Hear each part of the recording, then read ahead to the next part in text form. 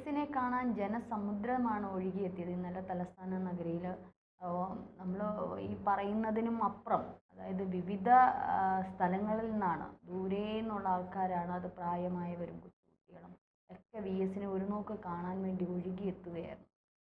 പക്ഷേ ഇന്നലെ AKG സെൻറ്ററിൽ വി എസിന് എൻ്റെ ശരീരം പൊതു ദർശനത്തിന് വെച്ചിരുന്നു. പക്ഷേ വളരെ പെട്ടെന്നാണ് അത് മാറ്റി. ഇനി നാളെ ദർബാർ ഹാളിൽ കണ്ടാൽ മതി ഇനിയുള്ളവർ എന്നുള്ളൊരു അനൗൺസ്മെൻ്റ് ഒക്കെ വരും. പുലരും വരെ AKG സെൻറ്ററിൽ അദ്ദേഹത്തിൻ്റെ ഭൗതിക ശരീരം വെച്ചിരുന്നാൽ എന്താ കുഴപ്പം? അവിടെ നിന്ന് പുലർച്ചെ ഒരു വീട്ടിലേക്ക് കൊണ്ടുപോയി ഒരു 2-3 മണിക്കൂർ അവിടെ ചെലവഴിച്ചാൽ മതിയല്ലോ. വീട്ടിലെ അന്തിമോപചാര കർമ്മങ്ങൾ, വീട്ടിൽ ചെയ്യേണ്ടതായ കാര്യങ്ങളുണ്ട്. അവിടെ നിന്ന് പിന്നീട് ദർബാർ ഹാളിൽ കൊണ്ടുപോയി, പിന്നീട് ഇവിടെ നിന്ന് ഉച്ചയ്ക്ക് ശേഷം തിരിച്ചാലും രാത്രി മുഴുവൻ എടുത്തോളട്ടെ ആലപ്പുഴ എത്താനായിട്ട്. എത്ര രാത്രിയായാൽ പോലും പാതയോരത്ത് ജനങ്ങൾ കാത്തു നിൽക്കും. പുലർച്ചെ അവിടെ എത്തി, അവിടെ ആലപ്പുഴ ജില്ലാ കമ്മിറ്റിയിലും അതുപോലെ അദ്ദേഹത്തിൻ്റെ അവിടുത്തെ വീട്ടിലും അത് കഴിഞ്ഞ് വലിയ ചുടുകാട്ടിലും എത്തിക്കുക. ഇങ്ങനെ പോകാമായിരുന്നല്ലോ. വി എസിൻ്റെ അടുക്കൽ ഉണ്ടാകുന്ന ആൾക്കൂട്ടത്തെ പലപ്പോഴും തടയുകയും വഴിതിരിച്ചു വിടുകയും ഒക്കെ ചെയ്തിട്ടുണ്ട്. ഇതാണ് മുൻകാല ചരിത്രങ്ങളിൽ, അല്ലെങ്കിൽ അതിനകത്ത് അസഹിഷ്ണുത പൂണ്ട് വിറളി പൂണ്ടവരെയാണ് നമ്മൾ കണ്ടത്. അത് ചിലർക്ക് സഹിക്കത്തില്ല. കോട്ടയത്തെ പാർട്ടി സമ്മേളനത്തിൽ വി എസ് പ്രസംഗിച്ചു കഴിഞ്ഞ് അദ്ദേഹം ഇരിപ്പിടത്തിലേക്ക് പോയിട്ടും വി എസിനെ അനുകൂലിച്ചുള്ള മുദ്രാവാക്യം വിളി മുഴങ്ങുകയാണ്. മറ്റൊരാളെ താറടിച്ചുകൊണ്ടല്ല വി എസിനെ പുകഴ്ത്തി വിളിക്കുന്നത്, വി എസിനെ വിളിക്കുകയാണ്, വേറൊരാളെ താറടിക്കുന്നില്ല. എന്നിട്ടും അത് സഹിക്കാൻ വയ്യെന്ന് പറഞ്ഞാൽ, എന്നിട്ടാണല്ലോ പിണറായി വിജയൻ പ്രസംഗിക്കാൻ എഴുന്നേറ്റത് ആ വേദിയിൽ. ഇത് ഉഷാ ഉതുപ്പിൻ്റെ ഗാനമേളയൊന്നുമല്ല ഇവിടെ നടക്കുന്നത്, നിങ്ങൾ ആടിപ്പാടാൻ എന്നൊക്കെ പറഞ്ഞത്. പിണറായി വിജയൻ നടത്തിയ കേരള യാത്ര കഴിഞ്ഞ് തിരുവനന്തപുരത്ത് ശംഖുമുഖത്ത് കടൽ തീരത്ത് അവസാനിക്കുമ്പോൾ സമാപന ജാഥയിൽ വി എസിനെ ഇരുത്തിക്കൊണ്ട് പറഞ്ഞത് എന്താണ്?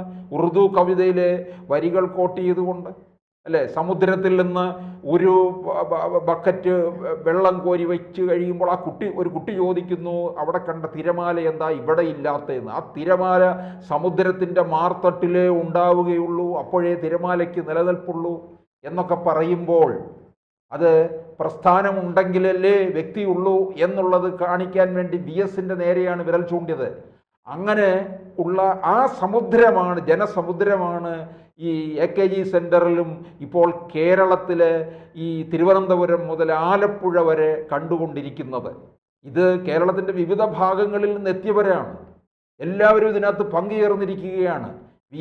വി എസ് സൃഷ്ടിച്ചെടുത്ത ഒരാൾക്കൂട്ടമുണ്ട് വി എസിൽ ആകൃഷ്ടരായി. കാരണം വി എസ് ജനകീയ പ്രശ്നങ്ങളാണ് ഉന്നയിച്ചിട്ടുള്ളത്. അപ്പോൾ AKG സെൻറ്ററിൻ്റെ അവിടെ കൂടിയ ജനക്കൂട്ടത്തെ എങ്ങനെ പിരിച്ചുവിടാൻ ഇവർക്ക് തോന്നി? വി എസിന് വേണ്ടിയാണ് 2011 ഇതുപോലെ ജനക്കൂട്ടം വന്നു. വി എസിന് സീറ്റ് നിഷേധിച്ചപ്പോൾ 2006 മുതൽ 2011 വരെ മുഖ്യമന്ത്രിയായിരുന്നു, 82ാമത്തെ വയസ്സിൽ മുഖ്യമന്ത്രിയായി. 2011 വീണ്ടും അധികാരത്തിൽ വരുമെന്ന് മനസ്സിലായപ്പോൾ പാർട്ടിക്കകത്ത് തന്നെ വി എസിനെതിരെ പടയൊരുക്കം തുടങ്ങി. അങ്ങനെ പാർട്ടിയെ തോൽപ്പിച്ചു. വി എസ് പിന്നെ പ്രതിപക്ഷത്ത് ആയിപ്പോയില്ലേ. വളരെ ചെറിയ സീറ്റുകളുടെ വ്യത്യാസത്തിലാണ് ഉമ്മൻചാണ്ടി അധികാരത്തിൽ വന്നത്. 2011 വന്നിരുന്നുവെങ്കിൽ വി എസ് തന്നെ മുഖ്യമന്ത്രിയാകും. അത് സഹിക്കത്തില്ല. വി എസിന് സീറ്റ് നിഷേധിച്ച് 2011 2016 ജനങ്ങളാണത്. ഏത് പാർട്ടിയിൽ അങ്ങനെ ഉണ്ടായിട്ടുണ്ട്? കോൺഗ്രസിനകത്ത് സീറ്റ് കിട്ടാതെ വന്നിട്ട് പോയി നേതാക്കന്മാർ തലമുണ്ടനം ചെയ്തിട്ടുണ്ട് KPCC ഓഫീസിൻ്റെ മുമ്പിൽ വെച്ച്, ലതിക സുഭാഷ്. എന്നിട്ട് പിന്നെ പോയി വേറെ പാർട്ടിയിലും ചേർന്നു. ഇവിടെ അതല്ല, ഇവിടെ വി എസ് പോയി പ്രതിഷേധിച്ചില്ല. ജനങ്ങൾ അറിഞ്ഞവർ അവിടെ എത്തുകയാണ് ചെയ്തിട്ടുള്ളത്. അപ്പോൾ അങ്ങനെ വി എസ് അതുപോലെ തന്നെ പ്രസംഗിക്കുമ്പോൾ ഉണ്ടാകുന്ന ഒരു ആൾക്കൂട്ടം, അത് വി എസ് ഏർപ്പാട് ചെയ്തുകൊണ്ട് വരുന്നതല്ല, വി എസിനെ കാണാനെത്തുന്നവർ, കേൾക്കാനെത്തുന്നവരാണ്. ഇതുപോലുള്ള ജനക്കൂട്ടം EMS ഉണ്ടായിട്ടുണ്ട്. ഇ.കെ. നായനാർക്കുണ്ടായിട്ടുണ്ട്. ഇ.കെ. നായനാരുടെയൊക്കെ പ്രസംഗം കേൾക്കാനെന്ന് പറഞ്ഞാൽ അത് എല്ലാ പാർട്ടിയിലുള്ളവരും വരും, അറിയാമോ? എല്ലാ പാർട്ടിയിലുള്ളവരോട് മുൻനിരയിലുണ്ടായിരിക്കും. കോൺഗ്രസ്സുകാരെയൊക്കെ എന്തെല്ലാം അദ്ദേഹം പറയും.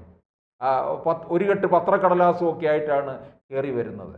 ഓരോ പ്രസംഗത്തിൻ്റെ ഇടയിൽ ഓരോ സമയത്തും കോട്ട് ചെയ്ത് പറയുന്ന കാര്യങ്ങളൊക്കെ ഉടനെ ഞാൻ രാവിലെ വായിച്ച കടലാസിൽ ഇതുണ്ട്, ഓൻ വായിച്ച കടലാസിൽ ഇതുണ്ടോ എന്നൊക്കെ ചോദിച്ച് മനോരമയും ഹിന്ദു പത്രവും ഒക്കെ എടുത്തിങ്ങനെ ഉയർത്തി കാണിക്കുകയും ഒക്കെ ചെയ്യുന്ന സ്വഭാവമാണ് നായനാർക്കുള്ളത്.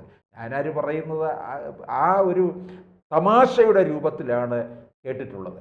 EMS സൃഷ്ടിച്ച ആൾക്കൂട്ടം എന്ന് പറയുന്നത് അതൊന്നുകൂടെ വേറൊരു തലത്തിലാണ്, അതൊരു ബൗദ്ധിക തലത്തിലാണ് നിൽക്കുന്നത്. EMSൻ്റെ രാഷ്ട്രീയ പ്രസംഗമായാലും എന്ന് വെച്ചാൽ ആർക്കും മനസ്സിലാകില്ല എന്നല്ല. EMSൻ്റെ ഈ പ്രസംഗത്തിൻ്റെ ആ തുടക്കം ഒരു വലിയ നീണ്ട ഒരു വിക്കുണ്ട് കേട്ടോ. EMSനെ പരിഹസിക്കുകയല്ല, ആ വിക്ക് കേൾക്കാൻ വേണ്ടി പോലും ചിലരവിടെ എത്താറുണ്ട്. പ്രിയപ്പെട്ട സഹോദരി സഹോദരന്മാരെ എന്ന് പറഞ്ഞാണ് തുടങ്ങുന്നത്. ഒക്കെ പിന്നെ EMSൽ നിന്ന് വരുന്ന പിന്നീടുള്ള വാക്കുകൾ കൃത്യസമയത്ത് പ്രസംഗം തുടങ്ങി കൃത്യസമയത്ത് അവസാനിപ്പിക്കും, കറക്റ്റായിട്ട്. വലിയ കൃത്യനിഷ്ഠയുള്ള ആളാണ് EMS. രാഷ്ട്രീയത്തിൽ അങ്ങനെ കൃത്യനിഷ്ഠയുള്ളവർ വളരെ അപൂർവമാണ്. EMS ഉണ്ട്, AK ആന്റണി ഉണ്ട് കൃത്യനിഷ്ഠ. EMSൻ്റെ കൃത്യനിഷ്ഠ പത്രക്കാർക്കെല്ലാം കൃത്യമായി അറിയാം. 10 മണിക്ക് EMS പ്രസംഗിക്കുമെന്ന് പറഞ്ഞാൽ അവിടെ എത്തുന്നത് EMSും എത്തും, പത്രക്കാരും എത്തും. കാരണം മറ്റുള്ളവരെ രാഷ്ട്രീയ നേതാവല്ലേ എപ്പോഴേലും ആയിരിക്കും വരുന്നതെന്ന് കണക്ക് കൂട്ടും. അങ്ങനെയല്ല, EMSൻ്റെ കാര്യത്തിൽ കൃത്യതയുണ്ടെന്നുള്ളതാണ്. അത് ഏത് കാര്യത്തിലായാലും അദ്ദേഹം ആരെങ്കിലുമൊക്കെ കത്തെഴുതിയാൽ പോലും തിരിച്ചും മറുപടി കൊടുക്കുക, ഇങ്ങനെയൊക്കെയുള്ളതുണ്ട്. അപ്പോൾ VSൻ്റെ പിന്നെ ഈ പ്രസംഗത്തിൽ എടുത്തിട്ടുള്ള ഒരു രീതിയുണ്ടല്ലോ, ഈ ശരീരം മുഴുവൻ ഇളകിയാടി, അതുപോലെ തന്നെ പിന്നെ ഇതിങ്ങോട്ട് പിന്നെ വാക്കുകൾ ഒരു വായ്ത്താരി നീട്ടിയും കുറുക്കിയും ഒക്കെ, ആരോഹണ അവരോഹണ ക്രമത്തിൽ, പിന്നെ ഈ ആംഗ്യ വിക്ഷേപം, ഇതെല്ലാം കൂടെ കൊണ്ട് സദസ്സിനെ അങ്ങ് കയ്യിലെടുക്കുന്ന ഒരു രീതിയുണ്ട്. അത് മാത്രമല്ല, ഇന്നലെ വന്ന ജനക്കൂട്ടങ്ങളുടെ ഇടയിലേക്ക് അവർ ഓരോരുത്തരും പറയുന്ന ചില വാക്കുകളുണ്ട്. അതൊരിക്കലും ഒരു പാർട്ടിക്ക് വേണ്ടിയിട്ടോ അല്ലെങ്കിൽ കമ്മ്യൂണിസ്റ്റ് പാർട്ടി എന്നുള്ള ഒരു പാർട്ടിക്ക് അതീതമായിട്ട് VS എന്നൊരു വ്യക്തിയിലേക്കാണ് എല്ലാവരും വിരൽ ചൂണ്ടുന്നത്. കൂടുതൽ ഇന്നലെ VSനെ കാണാൻ വന്ന CPM അണികൾ തന്നെയാണ്. അവർ പറയുന്ന ഒരു കാര്യമുണ്ട്, VSനോളം ഇനി മറ്റൊരു നേതാവിനില്ല, VSനോളം തീർന്നു കമ്മ്യൂണിസ്റ്റ് പാർട്ടി എന്ന് പറയുമ്പോൾ അവിടെ ഒരു ഫുൾ സ്റ്റോപ്പ് ഇടുകയല്ലേ ചെയ്യുന്നത്? ഇത് നമ്മളല്ല ഇരുന്ന് പറയുന്നത്, ഞാനോ സാറോ ഇരുന്ന് പറയുന്നതല്ല. കമ്മ്യൂണിസ്റ്റ് പാർട്ടിയെ സ്നേഹിക്കുന്ന, പ്രസ്ഥാനത്തിന് വേണ്ടി ചുവട് പിടിക്കുന്ന പല ആൾക്കാരും, പല അണികളും അനുഭാവികളും ഒക്കെയാണ് പറയുന്നത്.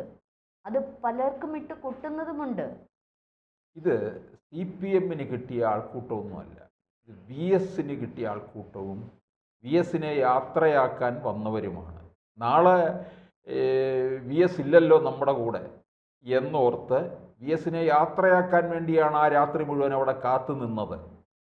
അപ്പോൾ പക്ഷേ VS ഉയർത്തിയ പ്രശ്നങ്ങളൊക്കെ പരിഹരിക്കപ്പെടാതെ കിടക്കുന്ന, VS ഉയർത്തിയ ചോദ്യങ്ങളെല്ലാം ബാക്കി നിൽക്കുന്നുണ്ട്. KG സെന്ററിന്റെ പടവുകൾ എത്രയോ കയറിയിരിക്കുന്ന VSനെ ഏറെ നേരം അവിടെ കിടത്തിയാലും അല്ലെങ്കിൽ ഏറെ നേരം അവിടെ ദർശനത്തിന് വെച്ചിരുന്നാലും ഇവർക്കെല്ലാം ചെന്ന് കാണത്തക്ക രീതിയിൽ സൗകര്യം ഒരുക്കിയാലും അതൊരു പ്രശ്നമല്ലായിരുന്നു അല്ലേ? ചിലർക്കത് സഹിക്കത്തില്ലല്ലോ. അതാണല്ലോ ഞാൻ പറഞ്ഞത്, അസഹിഷ്ണുത നിൽക്കുകയാണ്. കോടിയേരിയെ നമുക്കറിയാം. ഇവിടെ തിരുവനന്തപുരം മുതൽ കണ്ണൂർ വരെ കിട്ടേണ്ട ജനാരവങ്ങളുടെ നടുവിലൂടെ പോകേണ്ട ആള് ഒതുക്കിയിരുത്തിയത്. അതുപോലെയാണ് VSനെ ഒതുക്കാൻ നോക്കുന്നത്. മരണത്തിൽ പോലും VSനെ ഒതുക്കാൻ നോക്കുകയാണ്.